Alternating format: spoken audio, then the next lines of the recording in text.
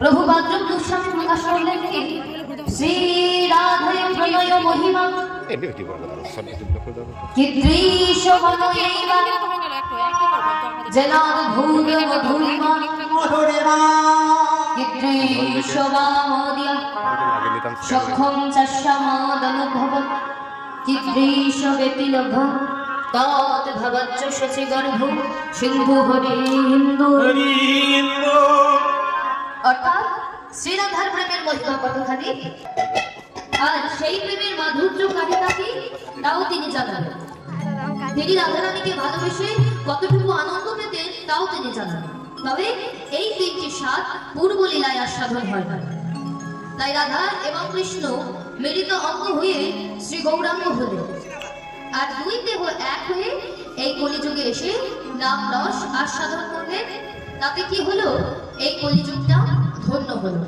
এজন্য বলো কি, হরি নামে ছিল ভাই প্রেমে ছিল মন,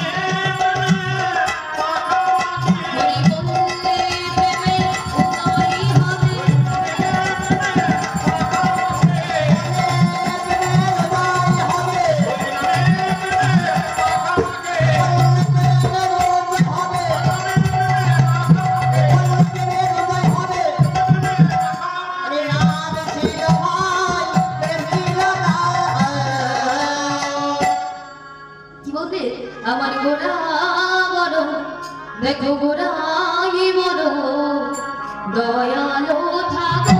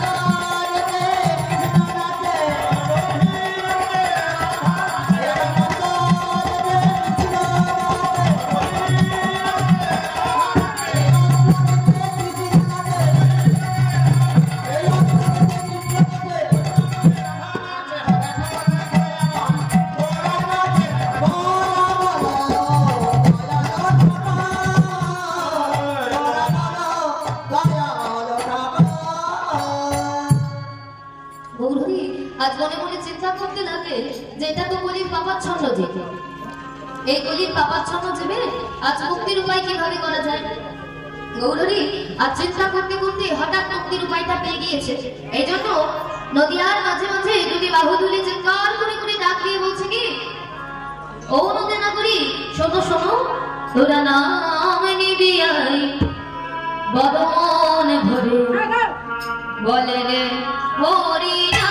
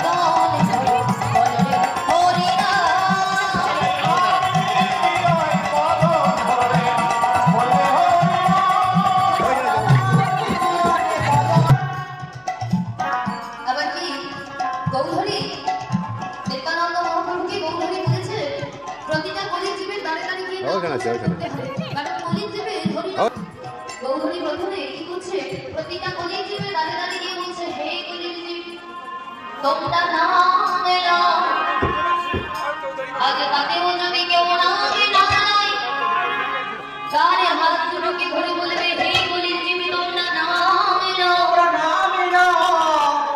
আর তাতেও যদি কেউ নামে না নাই, কারে না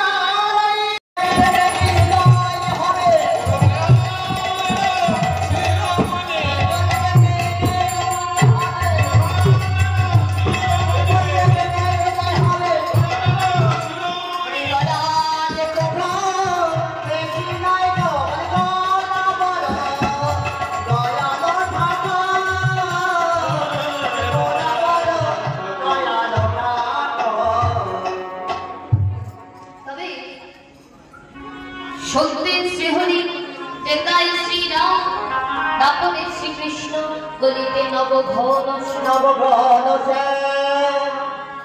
চার যুগে ভগবান ছিলেন সত্যের শ্রীহরি তেতাই শ্রীরাম তাপরে শ্রীকৃষ্ণ আর গলিতে নবঘন।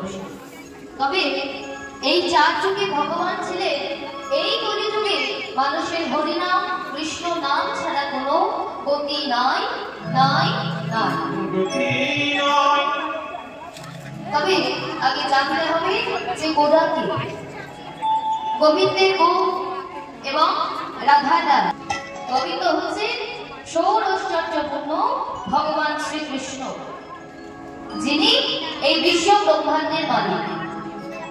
তবে আপনি আমি যে কেউ কৃষ্ণ ভজি, যে কৃষ্ণ ভজে সেই হচ্ছে ভক্ত।